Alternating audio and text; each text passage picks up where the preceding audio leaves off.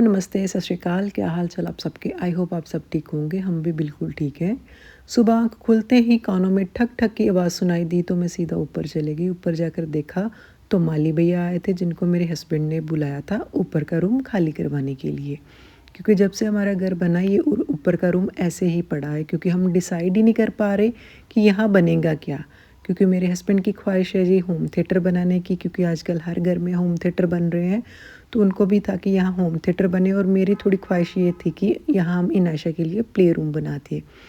तो ये कुछ फाइनल नहीं कर पा रहे थे हम, क्योंकि इनायशा का भी इतना सामान होता है कि कोई किसी रूम में, कोई किसी रूम में, कोई किसी रूम के ड्रॉर में है, किसी रूम के बेड में है, किसी रूम के अलमीरा में है। तो ऐसे में क्या होता है कि बच्चे का बहुत सारा सामान है जो हमें समझ ही नहीं आता क्या है इसके पास और क्या नहीं। कई बार ऐसा भी होता है कि उसके पास ऑलरेडी ऐसा सामान होता है जो हमें पता ही नहीं होता कि कहाँ है, और हम फिर से वही सामान सेम ले आते हैं। और जब भी कहीं जाओ तो बच्चे के लिए कुछ ना कुछ आता रहता है, कोई गेस्ट आए कोई भी आए वो उसके लिए गिफ्ट लेकर ही आते हैं। तो इस चक्कर में मुझे ये था कि सारा सामान एक जगह पे हो और हम उसके लिए ऊपर प्ले रूम बना दें जहाँ सारा सामान हो, और स्टडी टेबल भी एक साइड पे लगा दे, या वो अपने खेले और पढ़े, दोनों काम करे। मैं और मेरी मदर इन लॉ काफ़ी टाइम से मेरे हस्बैंड को समझा रहे थे कि ऊपर होम थिएटर बनाने का कोई फ़ायदा नहीं है, क्योंकि सारा दिन आप बिज़ी रहते हो, और वैसे भी मुझे भी टीवी देखने का कोई शौक़ नहीं है, और सारा काम छोड़ के आप ऊपर टीवी देखने नहीं भी जा सकते बच्चे के साथ। तो मेरे मदर इन लॉ है वो भी सेकंड फ्लोर पे नहीं जाएंगे अपना रूम छोड़ के। तो देखो जी, अब समझाया तो था, आज रूम खाली भी करवा दिया, बाकी देखो क्या फ़ाइनल होता है, क्या डिसाइड करते हैं, क्या बनाना है क्या नहीं। उसके बाद जी मैं आ गई थी नीचे, अपने लिए चाय बनाई, साथ में मैंने बनाया एक सैंडविच और सैंडविच खाया। और इसके बाद जी आज हमने डिसाइड करा था कि आज हम इनायशा को कहीं आसपास घुमाने लेके जाएंगे, क्योंकि सारा दिन वो भी घर पे रहती है और सारा दिन वो एक ही बात करती रहती है। जब भी उसके पापा उसके सामने आते हैं कि पापा घूमी जाना, पापा घूमी जाना है। तो आज हम उसको लेके जा रहे थे। हमारे घर के पास एक बड़ी अच्छी जगह है जिसका नाम I think the club city है। तो यहाँ बड़ी अच्छी ग्रीनरी है, बड़े लोग आते हैं, और बच्चों के देखने के लिए बड़े अच्छे अच्छे वहाँ डक्स हैं, रैबिट्स हैं, और भी बर्ड्स काफ़ी है। तो यहाँ जी नैशा को लेके आए थे, और नैशा देख के इतनी एक्साइटेड हो गई थी तो वो भाग के आगे गई, और मैं मीना को पीछे से आवाज़ें लगा रही थी कि उसको पकड़ना, क्योंकि आगे पानी था। तो मुझे डर था कि कहीं ये ना हो सीधा पानी में चली जाए।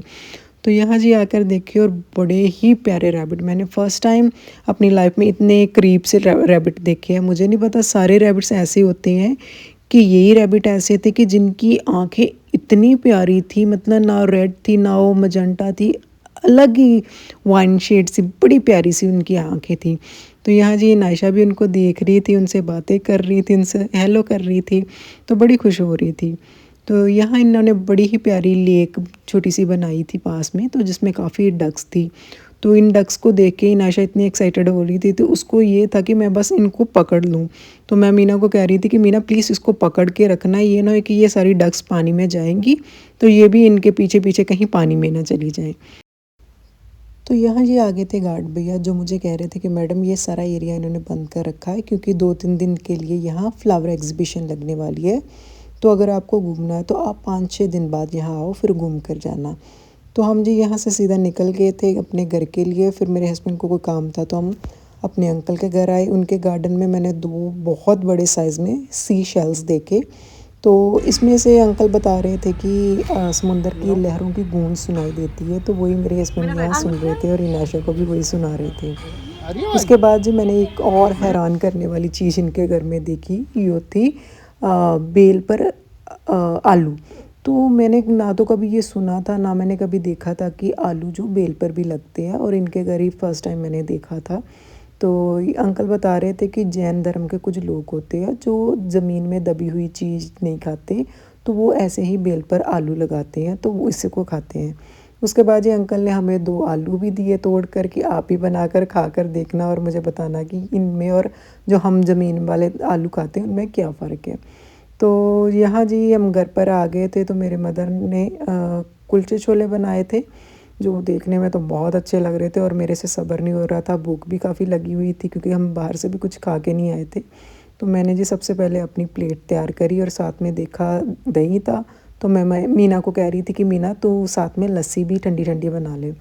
तो मीना ने लस्सी भी तैयार कर ली, साथ में मेरे मदर इन लॉ ने जी कॉर्न चाट तैयार करी थी। तो यहाँ इनायशा को वही खिला रहे थे, लेकिन वो खा नहीं रही थी। तो मैंने अपनी प्लेट तैयार कर रही थी क्योंकि मुझे लगी थी भूख। तो यहाँ जी मैंने अपनी फुल प्लेट तैयार करी है, और एक ही कुलचा खा के मैं इतनी फुल हो गई थी कि दूसरा खाने की हिम्मत ही नहीं थी। लेकिन मेरी नीयत नहीं भर रही थी, तो मैंने थोड़ा थोड़ा करके आधा और कुलचा खा लिया और साथ में पी ली जी लस्सी ठंडी ठंडी। उसके बाद जी हम शाम को इनायशा को ले आए थे मार्केट, क्योंकि हमने इसके लिए शूज़ वगैरह देखने थे। अभी मैं वैसे 4-5 दिन पहले इसके लिए 2 पेयर लेके गई हूँ, लेकिन हम इसलिए आए थे क्योंकि शूज़ तो बहुत सारे हैं, लेकिन ग्रोइंग एज में बच्चों का यही होता है कि उनको कुछ टाइम बाद अपने जैसे क्लॉथ्स हों चाहे शूज़ वगैरह वो आने बंद हो जाते हैं। तो अभी भी मैं जैसे भी इनायशा को कोई भी पेयर शूज़ का पहना रही थी, तो वो मुझे खुद ही कह रही थी कि मम्मा टाइट है टाइट है, तो इसलिए मैं उसके लिए 2 और पेयर ले आई थी। घर आए तो माली भैया आए थे, वो गार्डन में पानी वगैरह दे रहे थे। सुबह वो ऊपर अपना सामान वगैरह तो निकाल गए थे, लेकिन उसमें से कुछ सामान ज़रूरत का भी था और कुछ वेस्ट भी था। तो वो ही पूछ रहे थे कि आप ऊपर आके मुझे एक बारी बता दो कि कौन सा सामान रखने वाला है और कौन सा मैं कबाड़ी वाले को दे दूँ, मैं उससे बात करके आया हूँ।